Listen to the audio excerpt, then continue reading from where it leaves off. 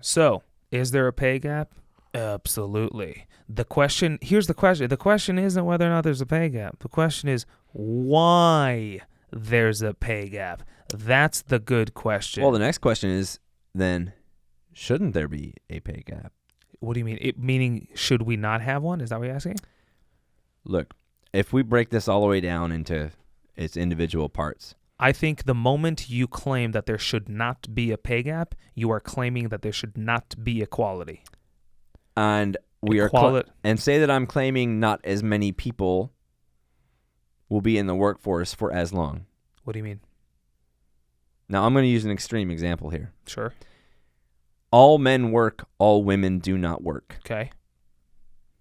Okay.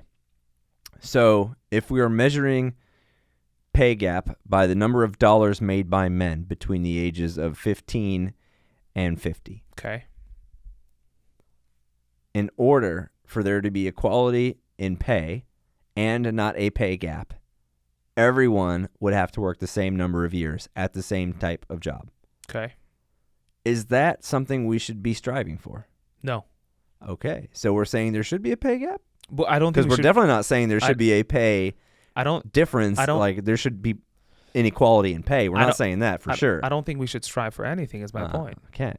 All right. So then there should be a pay gap. I'm not saying there should be a pay gap. There should not be a pay gap? There should not be a situation where we are eliminating a pay gap. Meaning a pay gap isn't something we should kick away. Okay. So pay gap is not a problem. Go on. What's the problem with the pay gap? You tell me. I'm not sure there is a problem. Take you and I. Forget male and female. In the ideal world, there isn't a problem with the pay gap because you and I will do different jobs and get paid differently, and we're not being paid equally. But again, remember what we're talking about. We're not talking about the female coworker of yours who flies planes too. We're talking about, remember the buckets we talked about? No, I just described them. The same number of men, the same number of women working. But that's not true. Aha. Should it be true? Of course not. Okay, so there should be a pay gap. No, I'm not saying there's a difference between saying there should be a pay gap to the pay gap shouldn't be something we eliminate. Do you hear the difference? Of course I'm not sitting here saying there should be a pay gap. If we naturally end up in a world where we don't have a pay gap, I'm not against that. Well, we're naturally in that world now. No, we have a pay gap. Right. I'm not against it. Okay. A pay gap is not the problem. A pay gap is simply a byproduct of reality. What is reality? Here's reality. You ready for reality? Hit me. Reality is you talk to most women I talk to. I don't know what women you talk to. Most women I talk to. Whichever ones will talk to me. Most women I talk to. You know what they want to be when they get married? They won't be stay-at-home moms. Really? They do. They won't be stay-at-home moms. I would say 7 out of 10 women I talk to won't be stay-at-home moms. Where do you find all these people? Dude, it's women who live in the world with you. Most women, the vast majority of women women have, why do you think women give birth? I don't know what came first, chicken or the egg. Is it the woman's desire to have children? And because of that, we made her be the one to carry them for 9 months? Or is it the other way around? Who cares? The fact is, women have a deeper desire to have children. It's in nature. It's just like nature made grass green. Okay, well, if we're going to go back to nature, let's talk about some things that we do know rather than things that we're imagining. I'm not imagining anything. No, well, we're imagining the origination. Oh, we're speculating on the origination there of the chicken and egg, but let's look at lions. They're fun. We can look at primates next. I feel like we should. But before we do that, I just want to make sure that we understand this pay gap thing. The pay gap exists. It also is not the problem as much as the pay gap in and of it. The pay gap is weight loss. Weight loss is not a thing as much as as is a byproduct and a side effect of hard work, both with eating right and working out. Pay gap is not a thing. It's a byproduct. It's a side effect of reality in the workplace. Reality in the workplace dictates it shows a reality in which more males than females will work A, many jobs that females won't, B, longer hours than females would, C, males forget having children, male over female naturally have less of a tendency to be in a relationship, in a loving. Men want to not be tied to anything, right? So if you think about that, a man who's out there and wants to commit to nothing has the freedom to make more money. A woman who's in a relationship and she's loving on her boyfriend, relationships are limiting no matter how you slice it. So there's so many fascinating ways where you could slice this pie and say, okay, here's why the bucket of the men is filled with more money. But that doesn't mean that. So why do we care that the bucket of men is filled with more money? I don't. Do you? Personally, don't care. I don't. Who Because cares? I think it's a bogus stat.